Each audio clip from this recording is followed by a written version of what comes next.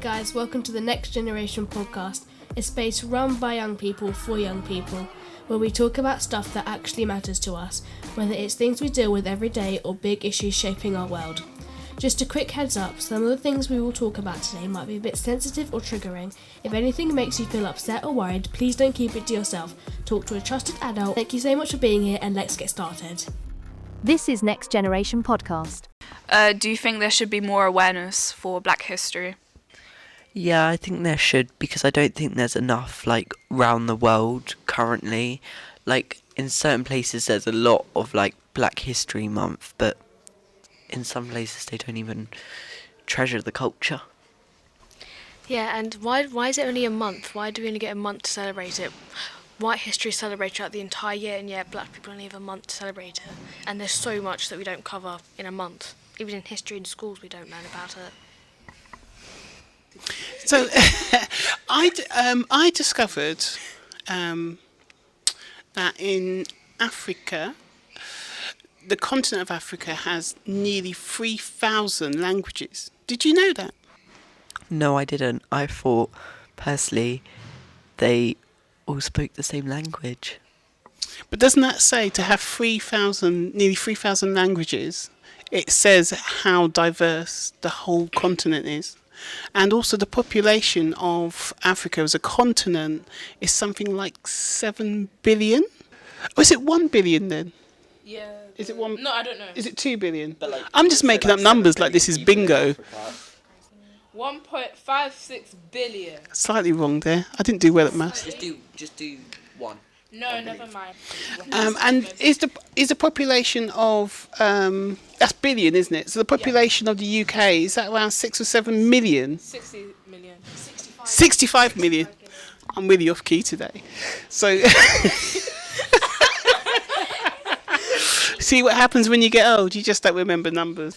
So does it shock you about the numbers compared to Europe?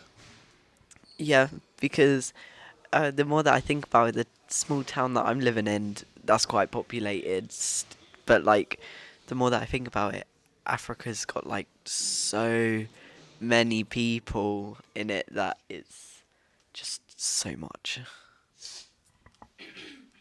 Yeah, I'd definitely say 100%, because I think one of the things we learned in history is that because of American English colonizers, that they wanted their empire to seem bigger, so they made Africa a lot smaller than it is on the map. So they made it a lot smaller and they downplayed the population. And most of our history lessons when I was little, when I was in religious schools, that it was basically the whole of Africa was just remote little villages where they don't have water or food or anything, and they didn't talk about richer countries or rich people at all. Do you have any? There's lots of people in Africa. There's lots of people in my country. My country is the most populated country in Africa. It might not be the biggest, but it has the largest population. And it's big. There's lots of famous people from my country. I think who? Singers? Yes, I was trying to think of someone, but I forgot who. Afrobeats? Yeah, something like that. That's my say. Can anyone else think of any Afrobeats singers from Africa? Oh, I know one. I think it might be Wizkid. I can't remember. Yeah, Wizkid. Yeah, I'm right. And That's it. That's what I know. So what other things do we want to talk about with regards to Africa as itself as a continent? And then we can talk a bit about the Caribbean, and then we could talk about both. Any other things you find quite interesting about the continent of Africa?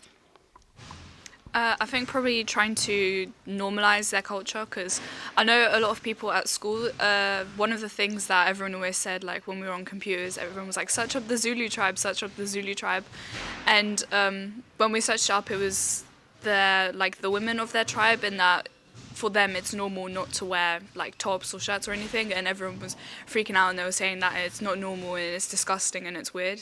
I think that we should probably work towards normalising that for some people's cultures is completely different, and that every culture is normal because that's how it is for those people that live there. I mean, also we have to understand as well that it's a hot country, a continent. It's a hot country continent. So the way we're all born naked, yeah, that's how we come into the world. The reason why people in the UK and Europe wear clothes is because it's really cold. So we Europeans have changed. It's not so much that they have changed. Europeans have changed. Sorry, I was just looking up Zulu tribes. They are really pretty. Do you know any information or history with regards to the Zulus and what happened with regards to wars? Okay. So anything else about Africa you would like to talk about? I'm pretty sure Africa used to be the largest had the most amount of gold, and then the colonizers stole it all, and then I'm from a tribe myself, yeah, Okay. What's your tribe? the Yoruba tribe. So you're Nigerian then? Yeah, Are you very proud of your tribe? yeah. That's good. Can you name some of the other tribes? The Zulu tribe are the largest ethnic group in the South Africa, primarily living in KwaZulu Natal province. Okay. Who knows stuff about the Caribbean? Anything you can say? I mean, do you know? We did a quiz last week, didn't we? So do you remember how many official countries there were in the Caribbean? There's 13. My dad's from one of the countries. He's from Trinidad. And have you been to Trinidad? Yeah, I've been there twice. It's a lot of the countries there, they're very third world countries. Like, he lived up in the mountains. It's got 7,000 islands in the Caribbean. But it's got 13 countries though. So some of the islands belong to the different countries. Like the Bahamas. Yeah. You know, the Bahamas is made up of a lot of different islands. Who's been to the Caribbean here? And has anyone been? I've been to Trinidad and Tobago. I've been to the French. Yes, that one. I presume they spoke French there, did they? Yeah, I had to use Google Translate the whole time. And I tried using Duolingo before I went, but it didn't really work. I learned like 3 words. Yeah. The fanciest place I've been to is Hawaii, so That's very fancy. Look at you! Ooh! I went this year in August. August? Yeah, August. I forgot my months when summer was. And I went in 2023. Twice. It must be nice. Okay then, so who knows anything else about the Caribbean islands? Hold on, we meant to think. I mean, They're there. Everyone dresses they're really colourfully and stuff like that. And houses, they're really colourful as well. And the Caribbean has 19 active volcanoes. Very good. I think probably we should discuss like the.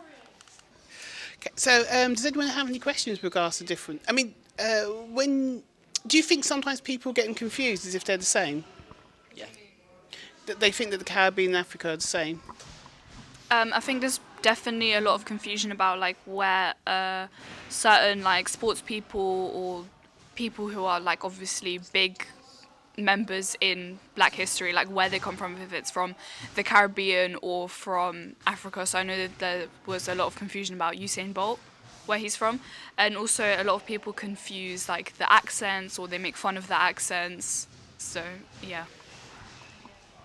The Caribbean seas is one of the biggest seas in the world. It's a nice sea as well. It's a lot calmer than the Atlantic. It's very nice. Got a picture? As you can also tell, within the Black diaspora, there's loads of languages. So in the Caribbean, there's quite a few. Oh wow, it's beautiful, isn't it? There's loads of languages. And as I said, in Africa, they say there's up to 3,000 languages in the continent, so that's quite a lot. And the foods are quite similar, but also it's quite different. So anything else we would like to talk about in relation to Caribbean and Africa? And How some of my friends who are Nigerian are ashamed to show off the fact that they are, because of the fact that some of the people in my form are racist, but they really don't realize it. And I've tried to tell someone about it, but they really just brushed it off.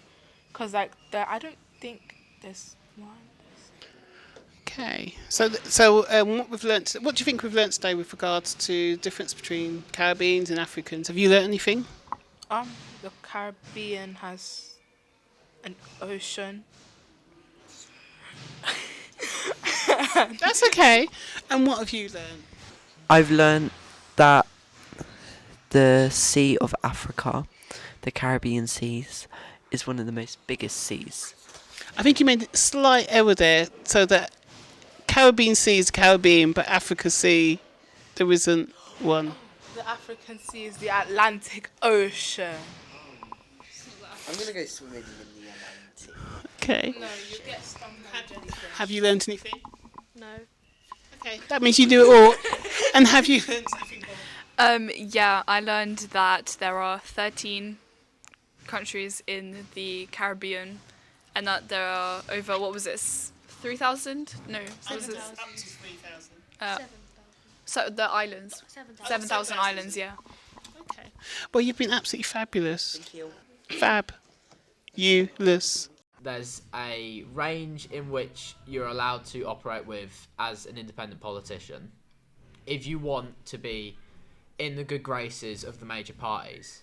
And what that means is, if you're not a part of one of the major parties, whether it be Reform, Greens, Conservatives, Labour or Lib Dems, you will pretty much never win an election unless you have good relations with the people of whichever constituency you're trying to win. So if you lived in, let's say you were trying to win an election in, what's that city in the north?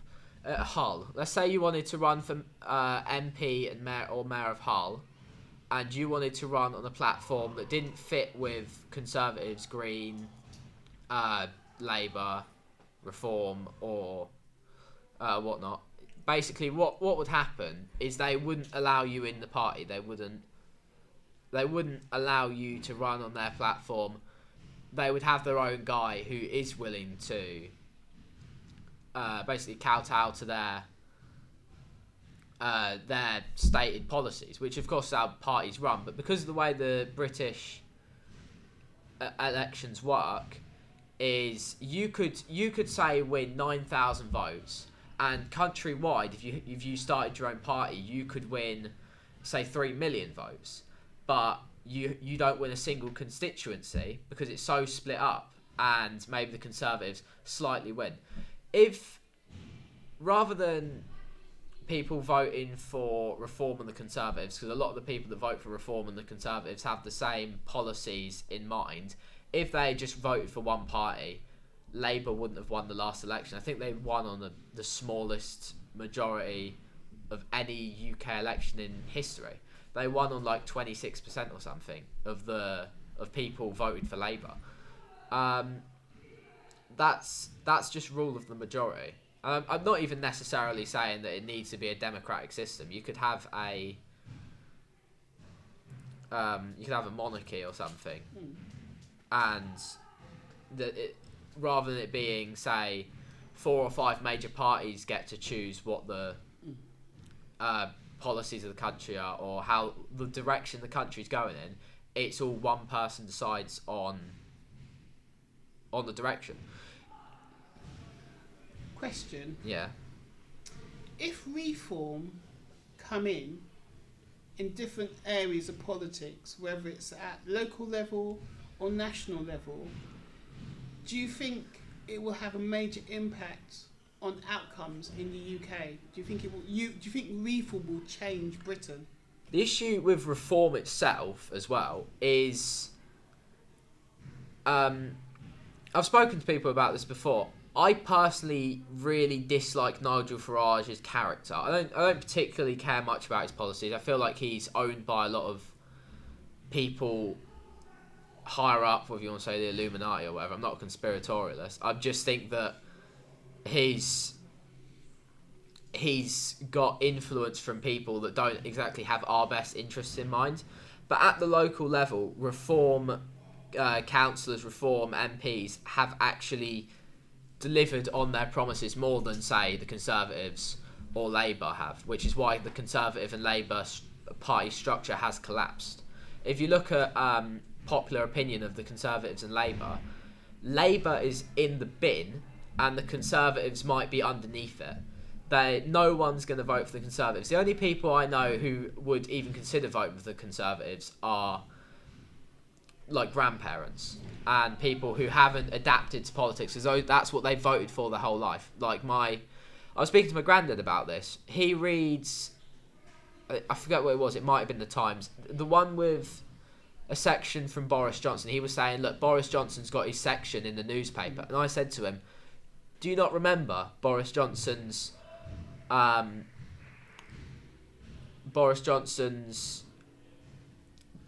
ministership, I suppose, I forget what it was called. When he was in charge, he delivered on none of his promises. He screwed the British people over consistently. He brought in the COVID lockdowns, which were plain authoritarian, where you were not allowed to go outside. His main promise was even to cut down on immigration. He didn't even do that. He didn't even do the one thing that he was voted in for. That's what he won the majority on. And whether you agree with immigration or not, to essentially promise something and not deliver, it seems to be consistent with all these parties. Can I just interrupt? Yeah. Okay. I don't know if I'm going to keep this bit in the podcast because it's quite controversial. That's fine. This bit I'm about to say. So what's been said to me, is that because immigration has been such an important part of Conservative government and the reform government or future government, if it happens, it probably will. The fact that we had a Asian leader of the Conservatives and now we have a black woman, they've been put there to actually make Conservatives vote reform. So there's a conspiracy going on. Do you think there's a conspiracy theory based on what you... I'm actually going to come at this from the complete opposite side. I think the reason that... I think the Conservatives have been...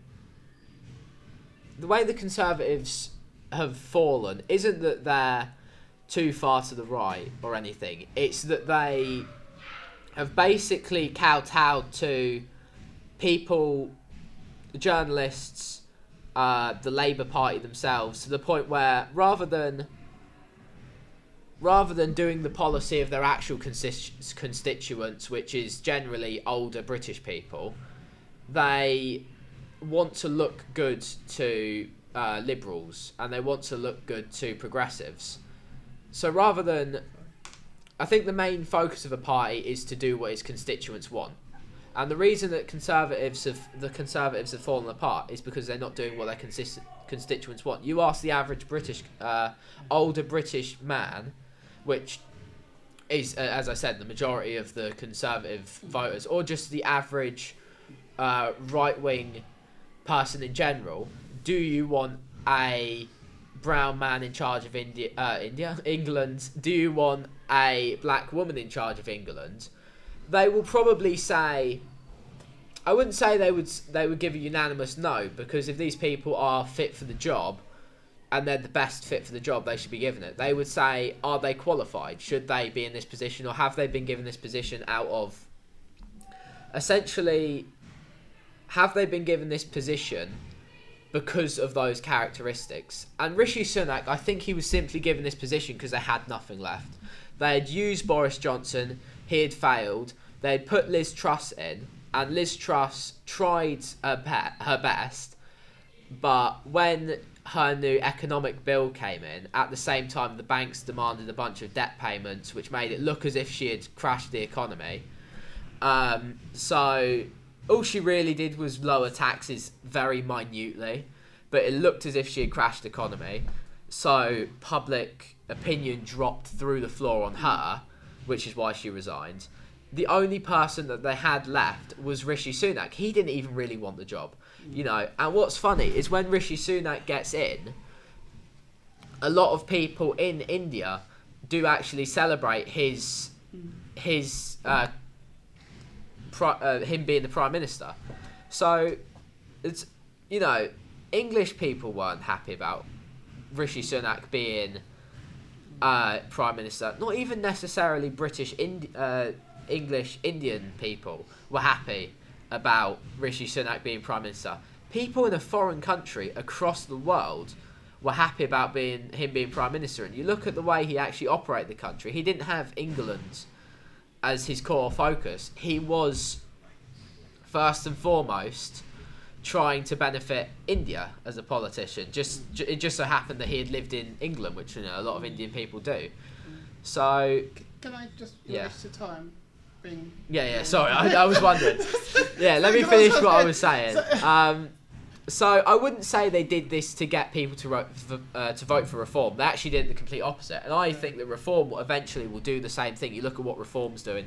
They're just recruiting ex-conservatives. The reform will do the same thing that the Conservatives did, because it's still stuffy businessmen who are controlled by journalists and the kind of upper class liberals, or you go to a lot of colleges. The thought that they produce is a lot more progressive and a lot more left wing than the general consensus in the working class.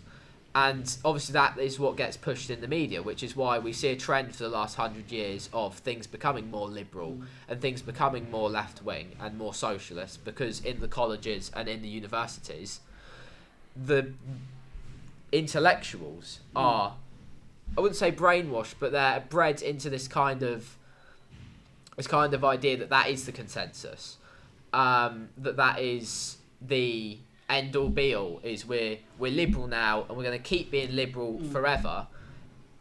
Infinite GDP growth, all that stuff. So what I'm going to do now is bring you let in. her talk. And my question to you is, are you interested in British politics? Because you have answered this before.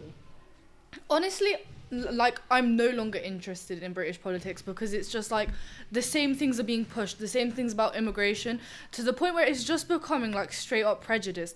There's so much stuff about how immigration is really bad for the country, but then at the same time, I can say my mom, she used to work a lot. I'm talking, she used to work hard work, where all the workshop bits and stuff, and she used to work in warehouses, and she would tell me about how a lot of the people that work there are majority of them are Romanians, Polish people, Lithuanians, and Latvian people, because they come over to the country for this so-called better life.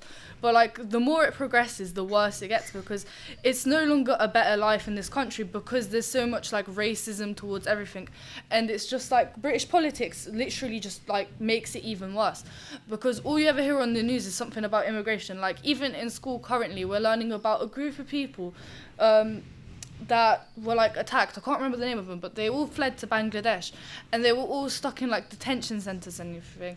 And I think that immigration nowadays should be a good thing, and it should be celebrated, and it should be shown as having a high immigration rate is a good thing. But honestly, they make it bad, and politics makes it so much worse than it actually is, to the point where if you're trying to follow politics in Britain, it's really the same thing every few years. With Rishi Sunak, he had the same not the same views, but he had some similar views about immigration and how he was sending people back from the boats from the French Channel and God knows what.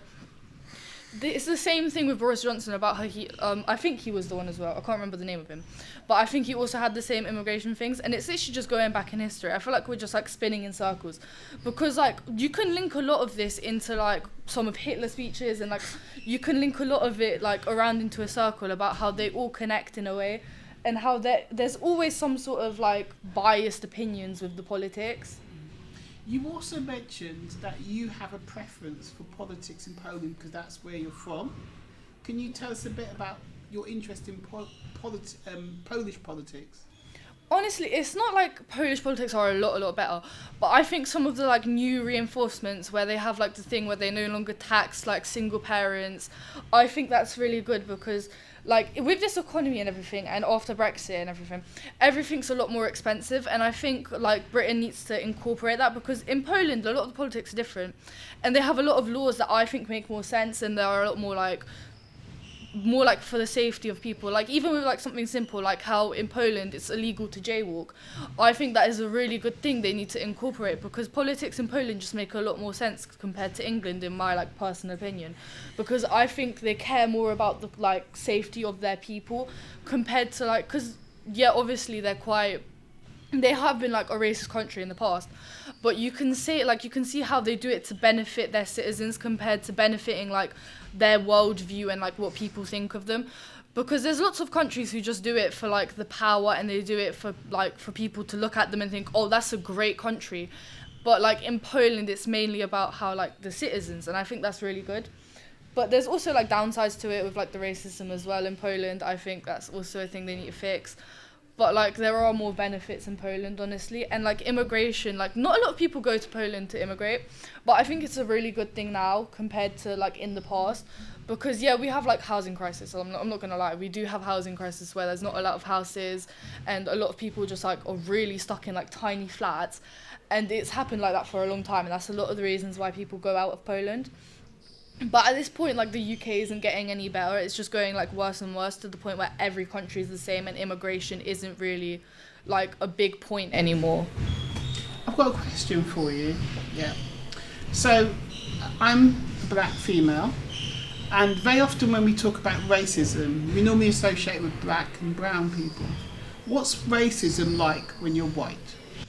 Honestly, I've had people say a lot of racist things towards me. Like, when you're a white person, it's not as much. But when you're European, it does count because, like, even if it's just little banter, like, people call me a job stealer a lot of the time.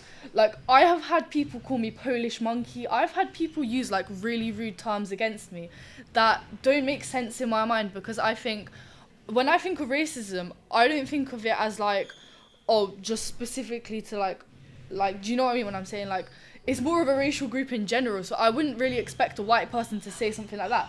But, like, the white on white racism goes, like, really crazy for some reason. I don't know what it is, but, like, especially nowadays, it's, like, really common to see people using racist terms, and especially towards black people, it's really rude.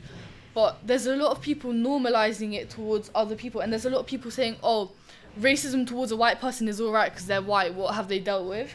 And I get that, but I don't understand these, like, opinions. And I've had people say to me, like, personally, I've had someone say to me, I think white people should, like, experience slavery as well because it's not fair towards black people. And I thought, I don't understand that, because I think it's more of specific people who say slavery is all right. Yes, they may, like, deserve the fact that they're slavery, like, they should experience it.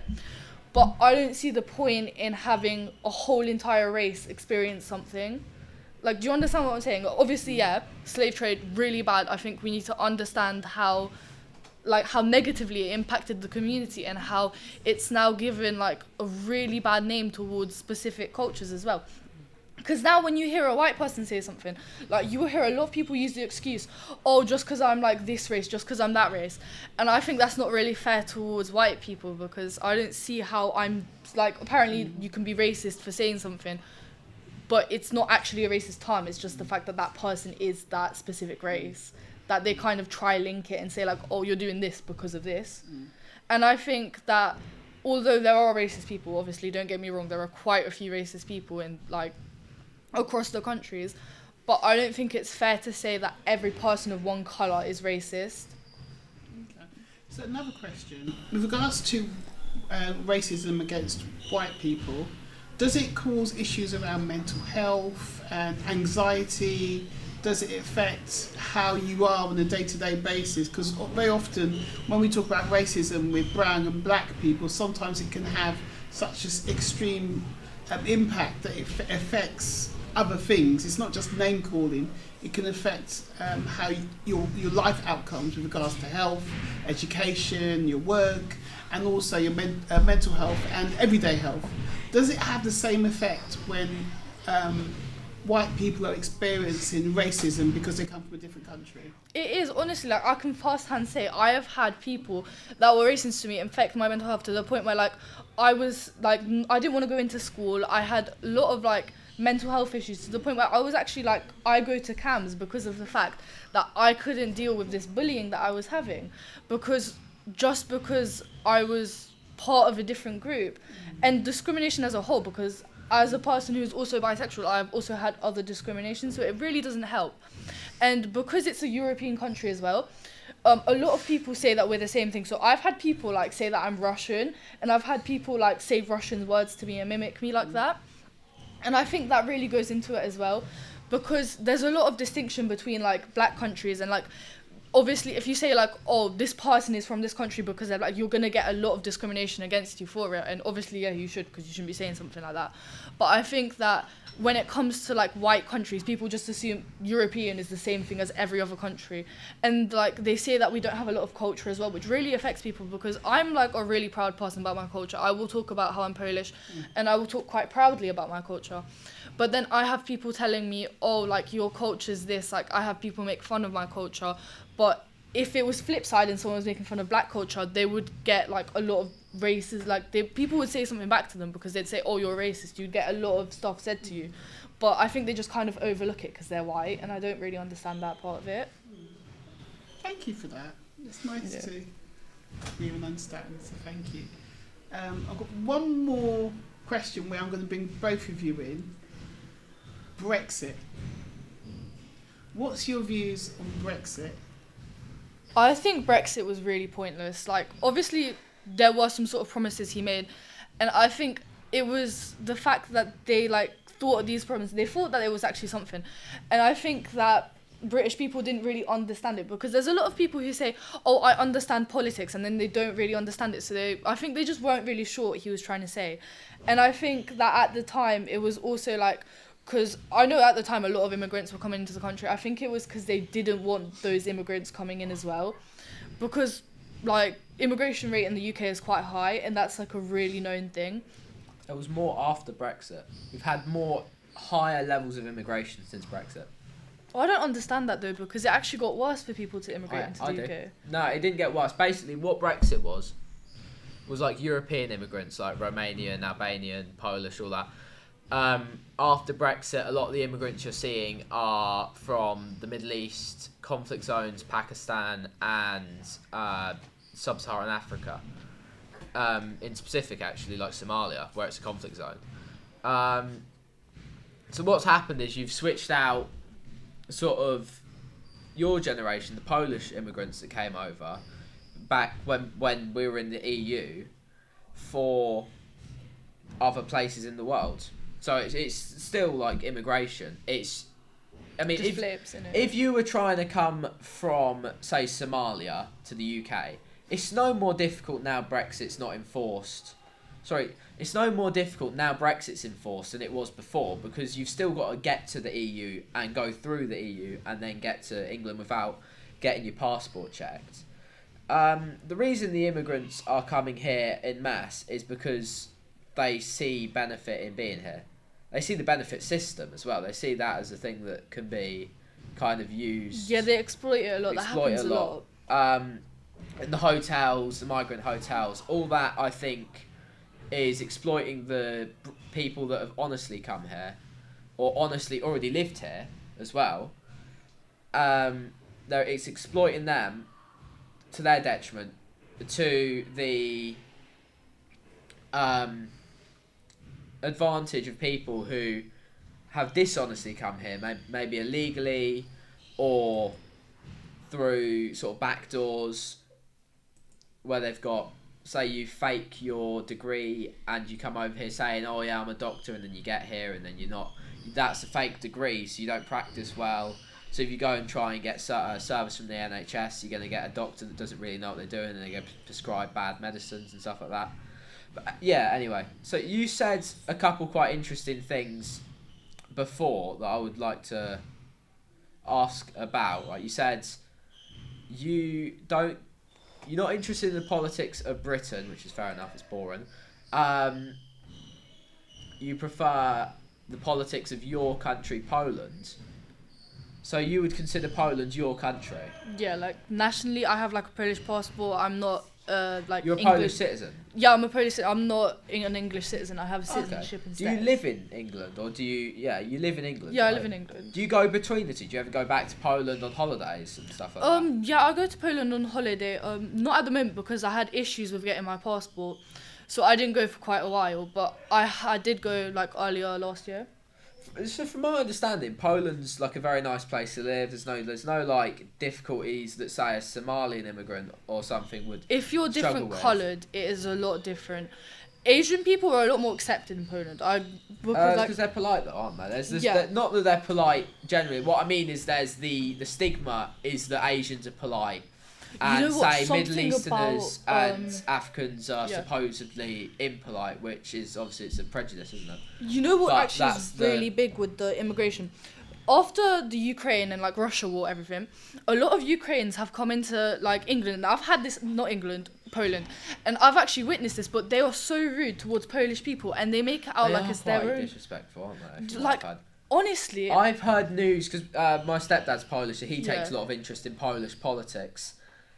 About Ukrainian immigrants are kind of, originally the Polish were quite accepting of them because if you look at Polish and Ukrainians, it's really like Germans similar, and yeah. Austrians. Do you know what I mean? They're similar. They have a lot of commonalities. I mean, there's probably more similarities than someone who lives here in Ukraine, the Polish border's here, and someone who lives here in Poland, than there is someone who lives here in Poland and someone who lives all the way up here in Gdansk. Yeah. Do you know what I mean? There's more similarities between those two, but the issue is they're coming from this country. A lot of them have been quite disrespectful to Poland and Polish people because of the country that they come from. I think Ukraine's a lot more when I was corrupt. there when I think it was August or July, but I was there and I had a Ukrainian person. Like I was getting onto, it's like they don't have it in the UK, but it's like a tramway and it's like a mini sort of like bus/train, and they run on like rails.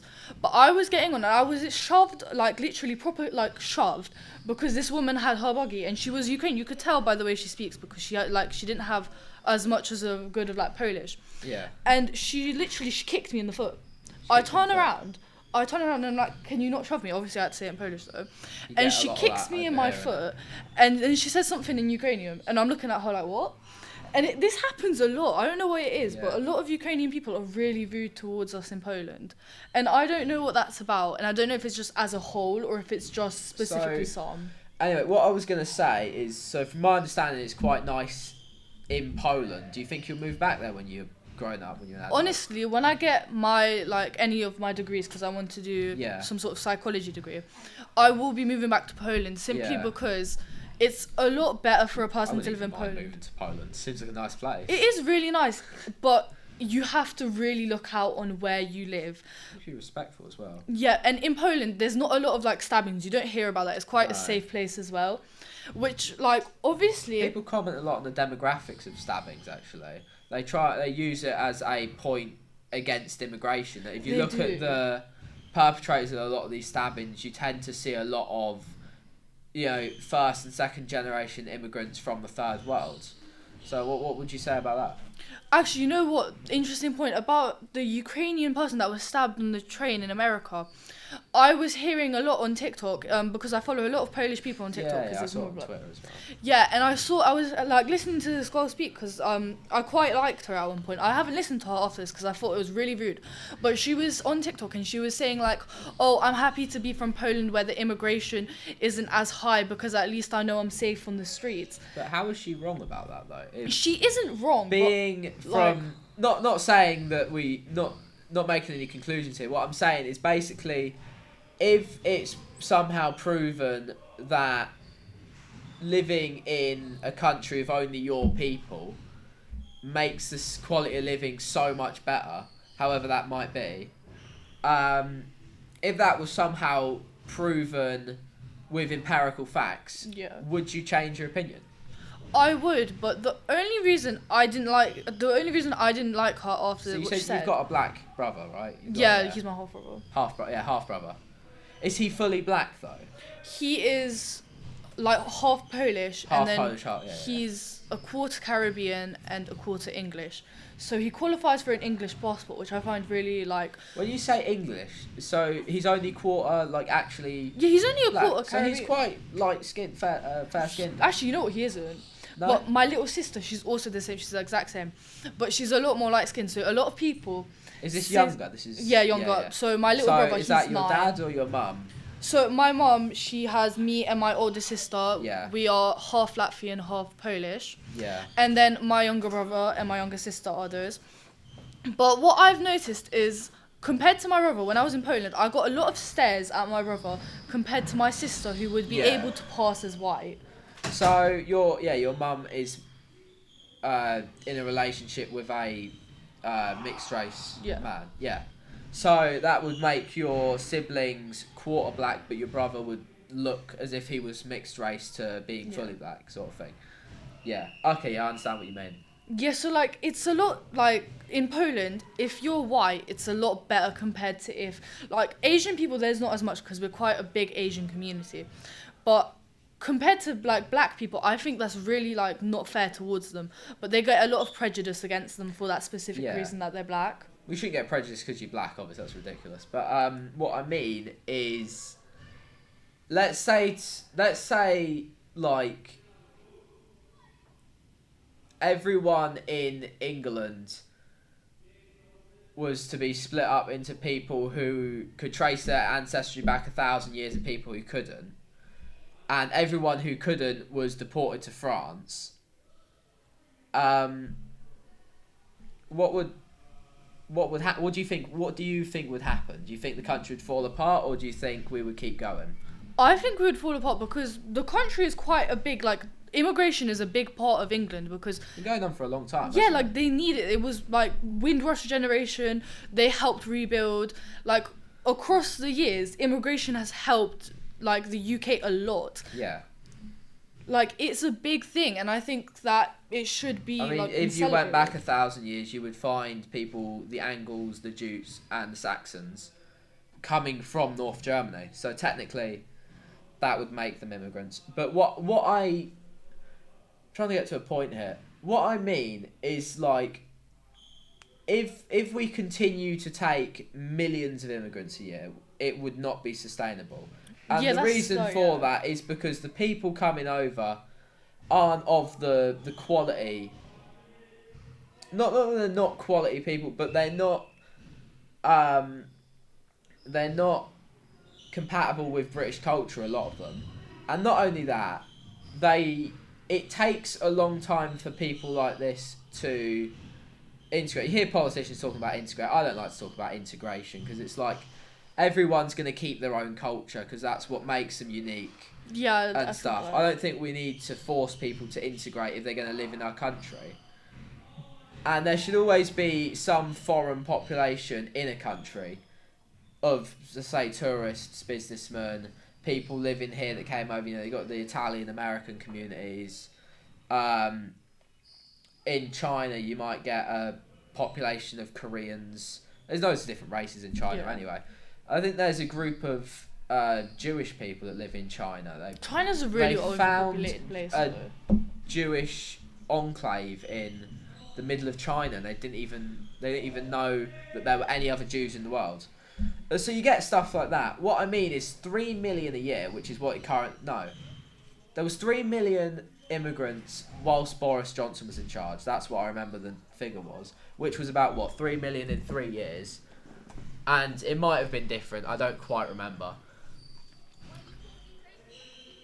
In about 50 years, say, if we're taking on 1 million a year, half the British population is, in recent memory, not going to be from Britain. But that doesn't really benefit anyone. I want to help everyone in the world. I want to help people in Zimbabwe. I want to help people in Pakistan. I want to help people in Indonesia. But if Britain just takes a bunch of people from these countries who's that actually helped? You know what I've actually noticed? A lot of people, they take this dangerous journey across the French Canal and everything, when they could actually go into the EU and into Europe, but they choose to go to England because of our benefit system. Of the benefit system. And obviously, my mum, she had cancer, so we are currently on benefits, but she's trying to get back into work. But your parents were Polish, you were hard workers. You come over and you helped my the mum economy. Worked for what? You did things in Britain that actually helped us. A lot of these people that come over are, at best, just serve as more working class British people. Yeah. Which, there's nothing wrong with working class British people. What I mean is large scale immigration from the third world will simply just make British people, not British, it will simply just make England into a country that has conditions approximate to that in the third world. Whereas if, say, we were to focus on only growth and only things that would improve the economy, we would then have a lot of money left over if we... I think we should gut the benefit system, to be honest. I think we should... I think we should help people in need, help families especially, but we shouldn't be giving money to... I mean, I've got an auntie who's on benefits. She is the laziest person you'll ever meet. They have to make the I think it should be like probation. I've had this idea. I think benefits should be like probation, where you have to check in with an officer every couple months that makes sure you're not on drugs, that makes sure you're not in communication with people who would enforce this lifestyle. I think that's good. And to make sure you're actually getting a job, to make sure you're actually trying to get back on your feet. Because what happens, a lot of these people are on drugs, a lot of these people are drinking alcohol, a lot of these people are spending the money on bad stuff. I mean, alcohol. I mean, if you have money, spend it on alcohol if you want.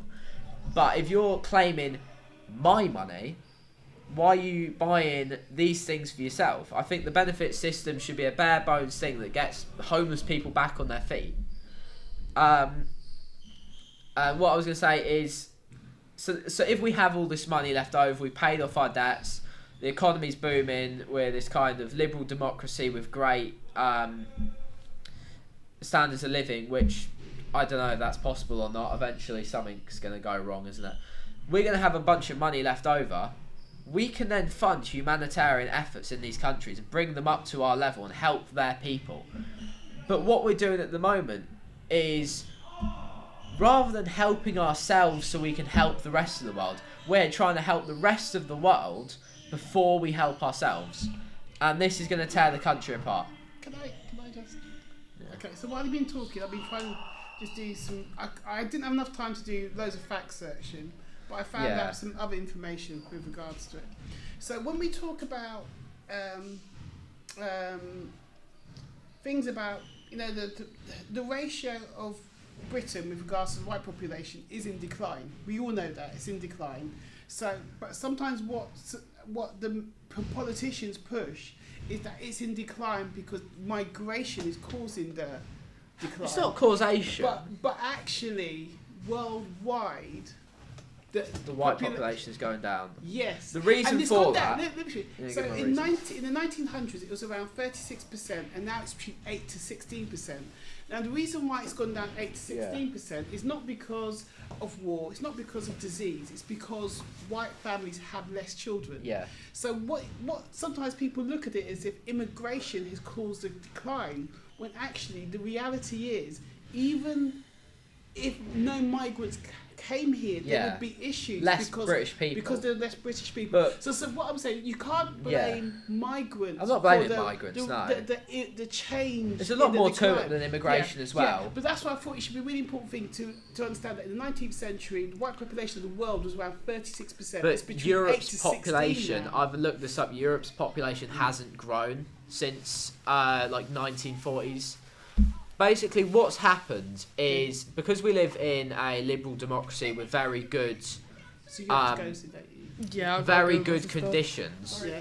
I'll see it. Let's go now. Yeah, no, okay. Love the conversation. All right. Amazing. Yeah. But I'll wrap this up. I'll wrap this up for you. Because also I need to put in some counteracts to some of the stuff you Yeah, said yeah, because yeah. you said them. No, yeah, you always need to counter an argument anyway. Yeah. So the decline is different to the demographic change, right? You look at, I mean, the Black Death killed a third of Europe, but we recovered from that.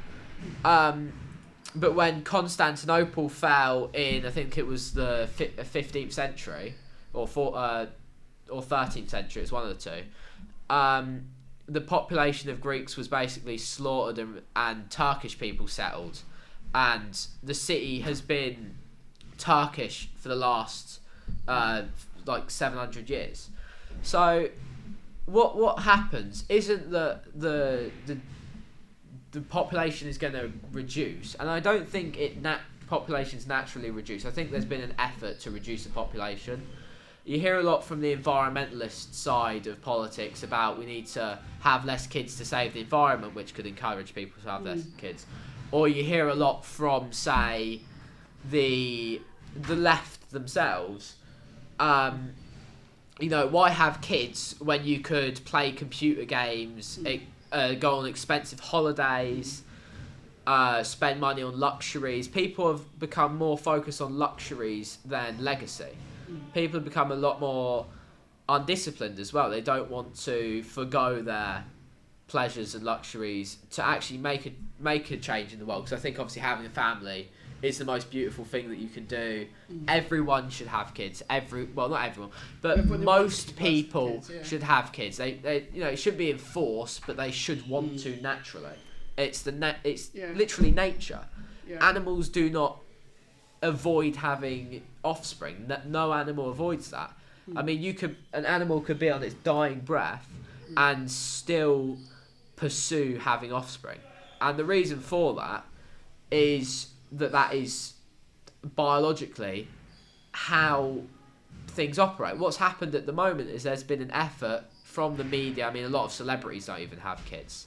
A lot of celebrities promote a message of not having kids, and people want to be like their favourite celebrities. I think the most recent celebrity to make a change on this was Taylor Swift. Her new album features a song about her and her, I think she's married him now, her husband, about how she wants to have a family with him, wants to have kids with him. Her fans are furious at her. They're saying, I don't have kids, and my favourite celebrity is now going to have a family. They're resentful, they're furious at her. It's created this whole controversy around Taylor Swift having kids.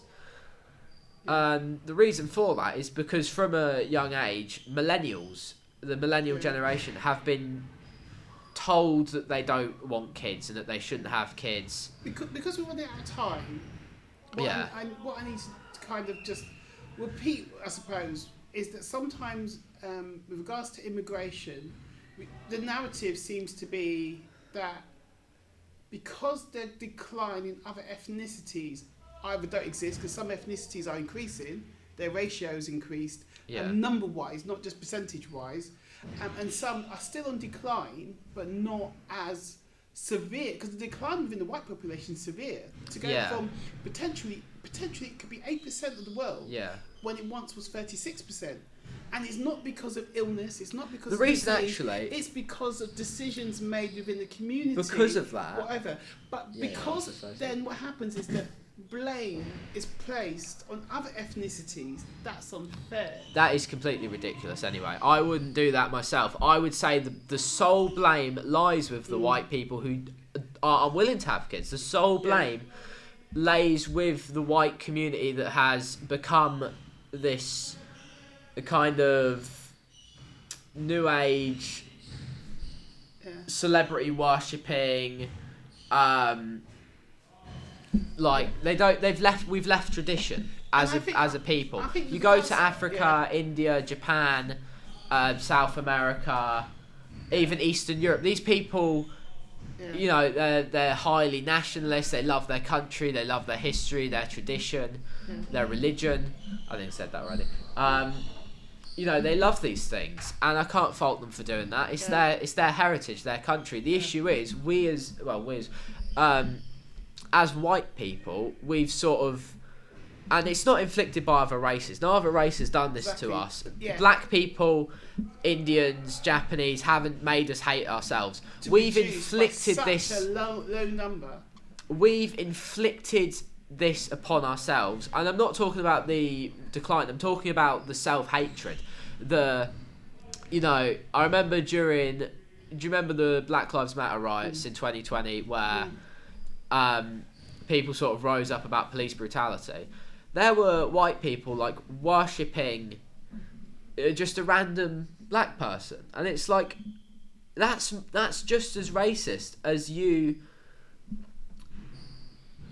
putting that person on a pedestal because of their race, which is prejudice just in the other direction. You're taking someone that's a race and you're saying you're different because you're this race. We need to worship you. We need to give praise to you. We need to apologise. You get on our knees and beg that you forgive us for actions that you personally haven't done. You might hold no hatred in your heart. You might respect everyone as a person, but you still feel for some reason the need to apologise. And it's like this self-inflicted idea, or someone approximate to white people have inflicted this idea, mostly intellectuals and journalists.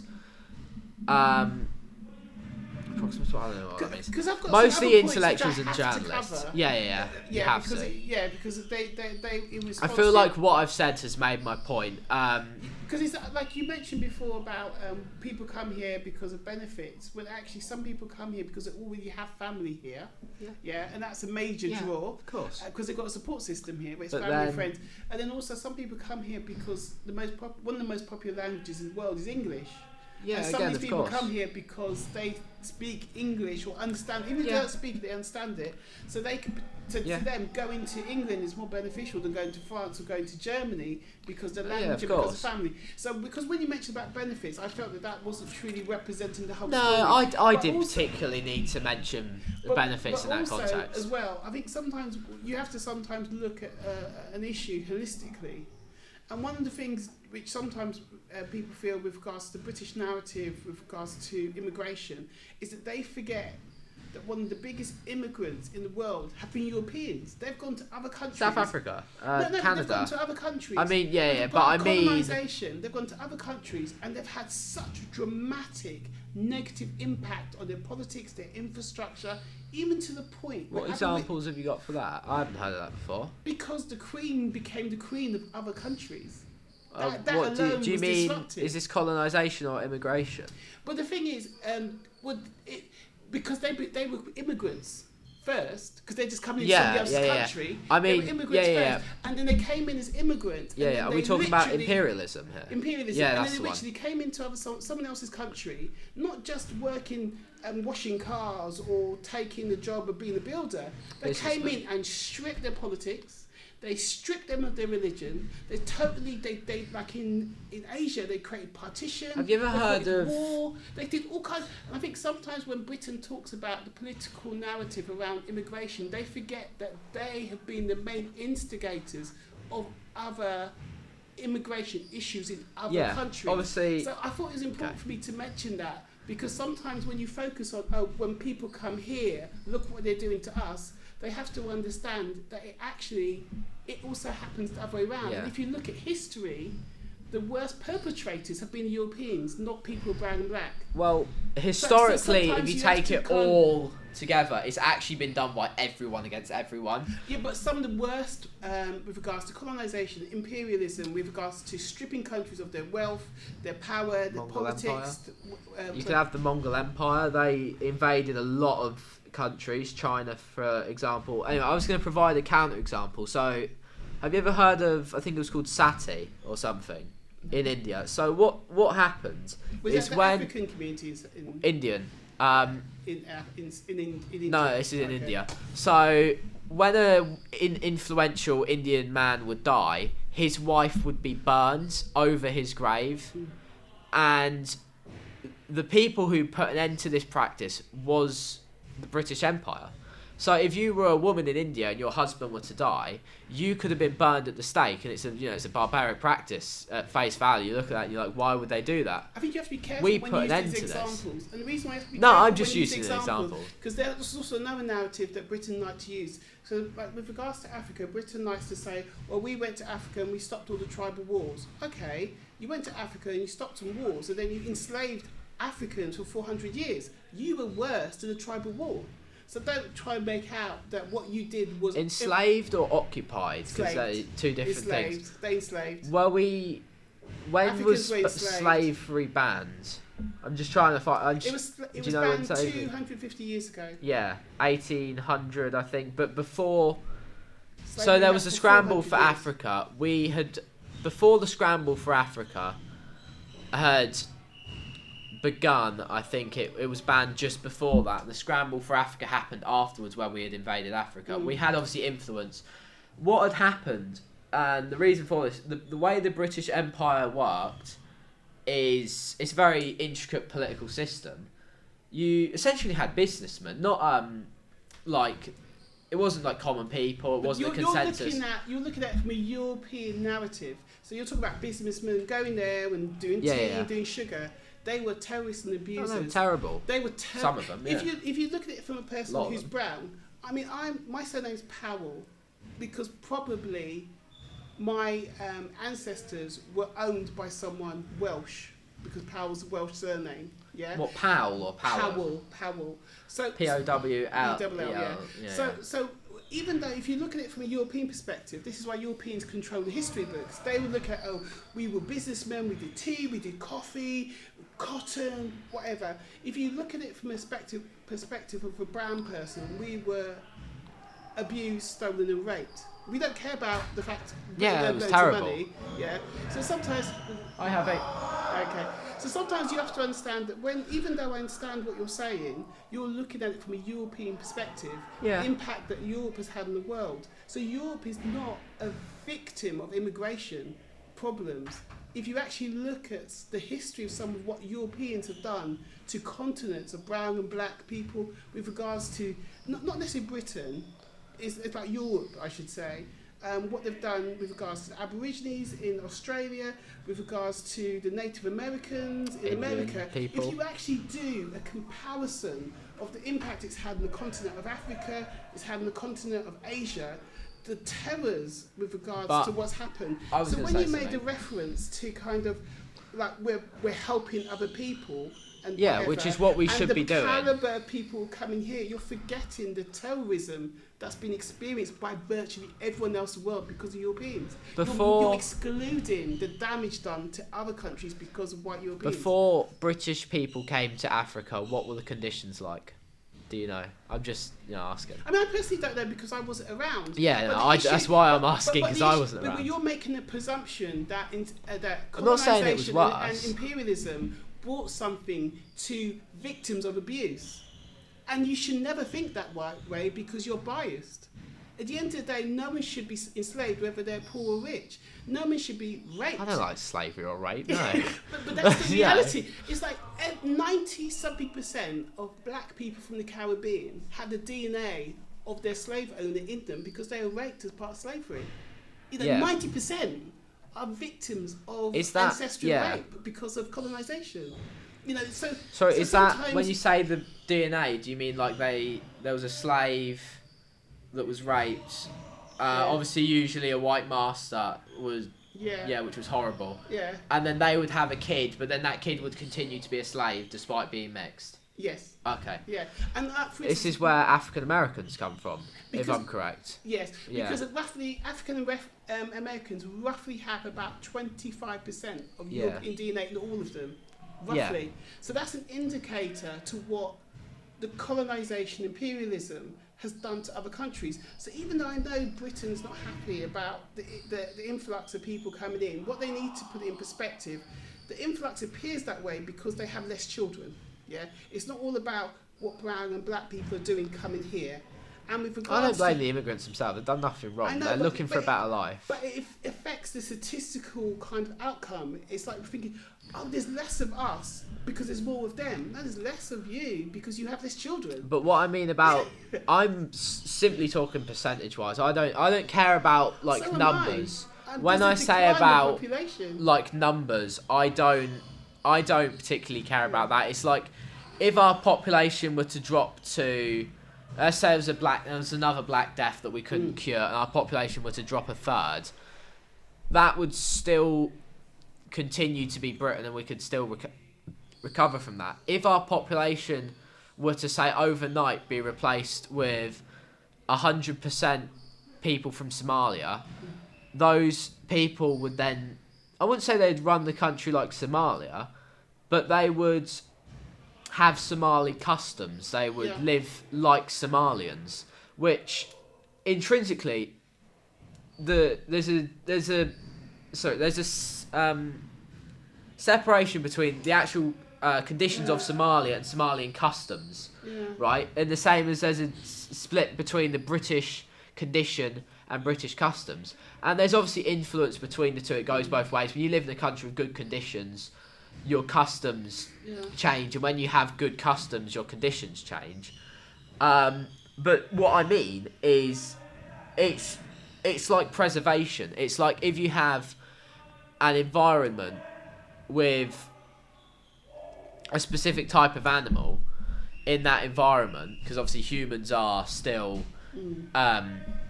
like animals. If that population were to drop, and to solve that, you started bringing in a bunch of other types of wildcats. Say there's a lion population drops, so you bring in a bunch of tigers. And I'm not saying that white people are lions, black people are tigers, again, because that's, we're not completely different. It's the fact that there are some differences between the customs, there are some differences between the culture.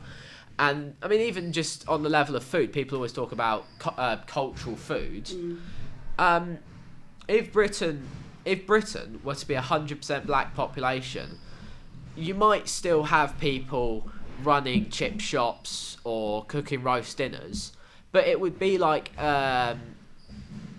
what's it called? I do actually understand what you're trying to say. Yeah, but it would be. I do understand it. Like a conservation effort from those people. They wouldn't be doing it in earnest. That's actually just what they naturally make. People would be making jollof rice, or they would be making. But I think it's important, because we have to come to an end now. But I think what's an important understanding is that some of the issues that Britain are experiencing, they sometimes forget that they are actually the perpetrators of those issues in other countries. Spain has loads of areas where the average person is British and Benidorm. I don't like that. I don't like British immigration to Spain. It's like stay in Britain. You're going over there and you're inflicting British culture in Spain. It's like Spain isn't Britain. Yes. British people should not be allowed to inflict themselves on people that don't want them. Do you know what I mean? And this is what I'm trying to say. That the issues with regards to what some people are complaining about, they're world issues. It's not just about people coming to this country and eroding the current culture. Because I'm a black person who's proud to be British. I love Britishness. I embrace Britishness, but I also embrace my heritage as well. Yeah. So I've adjusted to love both. Yeah. But also I'm fully aware that when I go to the Caribbean, I see that the Caribbean, there's loads of places in the Caribbean which is designed for tourists, European and American tourists. And as a Caribbean person, whether you're born there or whether you're second or third generation, you can't enter those spaces. Yeah. There's also, and that includes beaches, and that includes there are people. Americans are going to certain parts. Americans and Chinese actually are going to certain parts of Africa and Caribbean. They're building loads of flats and houses. And I mean, the Caribbean's a beautiful place. I can't, you can't fault them for going on as a tourist. My grandparents go on a lot of holidays, and one place they quite like going is Cape Verde. They say when they go there, they see people living in not so nice conditions, shanty towns, things like this, and these are the native people of the islands. They still retain their culture, obviously, but you do get big hotel blocks and stuff being built on their land in their country, and they're not seeing the benefits from it. Yes. And I think sometimes that needs to be included in the narratives of when people talk about the impact on the UK, because the problem isn't about the UK, it's about personalities and people, individual people and businesses going to other countries to do what they want to do. So some people do come here and they do maybe over-influence with regards to culture and things like that. And there are some things I do question. I know like there were some Christian schools that only sell halal meat. I'm not religious. Really? I don't care. I mean, I don't care about halal meat. I don't care, but I can also understand that if a Jewish or Christian person's child being fed halal meat, if they're not happy, I will understand why they're not happy. It's not that it goes against their religion, though. The thing about the halal meat is people are upset about nothing, really. A lot of people are up in arms about Islam specifically, and I see that as just kind of a scapegoat, because it's like, how different is Islam from Christianity? I think Islam is more approximate to Christianity than, say, Judaism or Hinduism. They worship Jesus, the Prophet Isa. They follow the Old Testament. They just don't believe it's the unaltered word of God. Yeah. They have slight changes. Yeah. I think all the I'm followers of Islam are more committed actively. At the moment, 100%, they're more committed actively. And I think that makes a major difference to the outcome. Obviously, that can lead into Islamic extremism and whatnot, but they're more committed. And the issue with that is that we live in liberalism, and when you live in liberalism, it erodes tradition, it erodes religion, it erodes culture, it even erodes morality, because religion, culture and tradition is linked to your morality as a people. And then what ends up happening is the birth rate's now dropped and the government need a solution. They've started the immigration, and that solution's upset people. And we've got to come to a close. I'll make a closing statement. Yeah, it's been a whole hour. What you need to do is, rather than just sort of thinking, well, I know someone who's recently migrated to the UK, I can't have a position that's against immigration. You've got to look at the effects of something. How could we change this for the better? What could actually be improved about that? I suppose just like have families, embrace, if you're white culture, embrace, if you're black culture, if you're Indian, embrace Indian culture. Live like your people, like your ancestors, because if we just forget history and we move into the 21st century, when we reach the 22nd century, what will we have actually achieved? If we've just left all tradition, all culture? Because the only ways I can see that ending up is either some kind of atomized society where nobody truly has thoughts and feelings, or George Orwell 1984, where we forget history entirely, we forget culture entirely, we forget all these things entirely, and there's no good in that. So just notice what's going on and try and keep morality, keep morality, keep religion, and keep tradition. Yeah, that's about it, really. Can I just ask, how old are you? 11 years old. 16 years old. You know a lot for 16 years, so I'm highly impressed in your knowledge. Thank you very much. And I've actually really enjoyed talking to you, and it's lovely to talk to a young person who has knowledge and passion about the world and the community that they come from. Yeah. So I'd like to say thank you for giving me some time. And thank you for having me on. This is Next Generation Podcast, a sporting aid project